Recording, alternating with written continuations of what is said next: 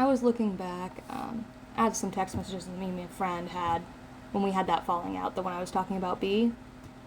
And she told me that I was naive, right? Essentially. She said, sometimes, Hannah, you're just so naive. And we were talking about human rights at the time. And I was thinking back on my past, and I was questioning if I was naive because of some of the things I went through. But I don't think I was naive at all. I think I was trained. I mean, if you look back at my past, so let's look back to when my grandfather molested me.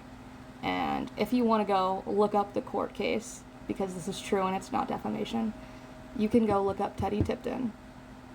And I think the county would have been Sharp County, Arkansas. It's somewhere in there. But yeah, he was charged with those charges. He only did I think it was 6 to 9 months in jail, but he was supposed to get 5 years, which is messed up. We weren't the only ones that were abused by that man. He had previous charges. Anyway, but that was the first incident that happened to me, and it was one of the first times that I was essentially trained to be groomed and manipulated. And then you've got to look at my early childhood, from what I've been learning from my family, because I don't remember most of it, but I remember some of it, and my oldest brother, Cody, being like a father figure to me.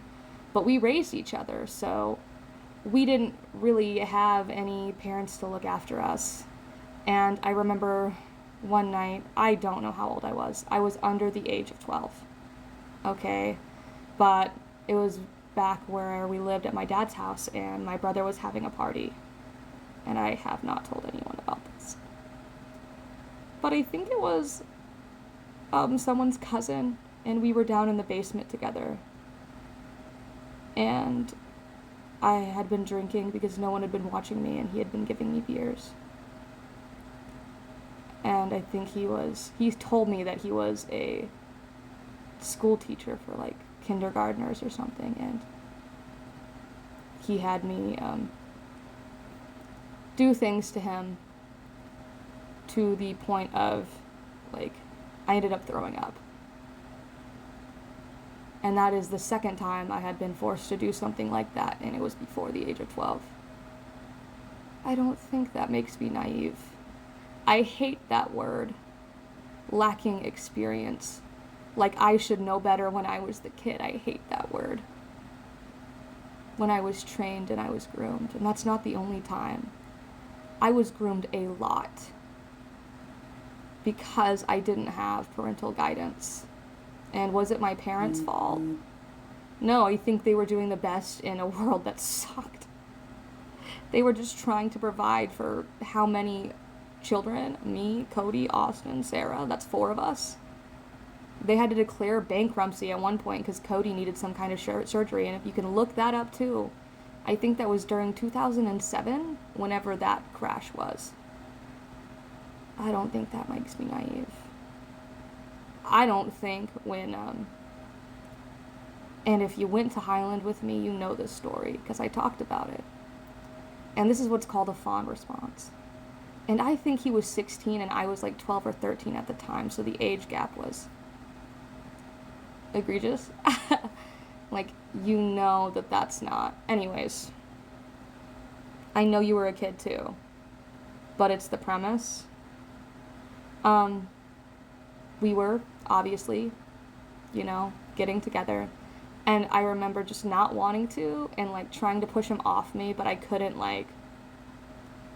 get the words out, and I had been, raised to believe my nose didn't matter, essentially. So we've got 2 other cases of sexual assault, right, in my history. My nose have never been respected, so what did I expect, to happen? I just know I didn't want it to, and that has happened many times in my past. I just let men do whatever they wanted to me. And then eventually I swung all the way the other way, where I tried to take that power back. And it made me essentially very promiscuous. But it was mainly just sexting. I never actually, there was very few times where I actually wanted to do stuff like that, like sex, like actually have sex. Very few occasions where I enjoyed it. I just kind of let people do what they wanted to me. Yeah. But I don't think that makes me naive. I hate the word naive. It hurts. Like, and I don't think it's like, and one of my biggest other beliefs is that people can always change. So when people come on here and they project the fact that narcissists can't change, right? And I could tell you why, but we're gonna have some upset people in these comments. What I think is that people project that because then that only hurts in the sense of, because that would mean that they just weren't worth changing for. But the truth is, nobody is going to change for you. And you shouldn't want that. People are only going to change for themselves, and I think that's where it hurts. But I do think narcissists are capable of change. In fact, there are plenty of narcissistic accounts on here that talk about going to therapy and getting better. The Nameless Narcissist is one. There is one other guy that I solely remember that I just can't remember for the life of me what his name is. But they are capable. I think everyone is capable of change. They just have to be willing. And I don't think that makes me naive.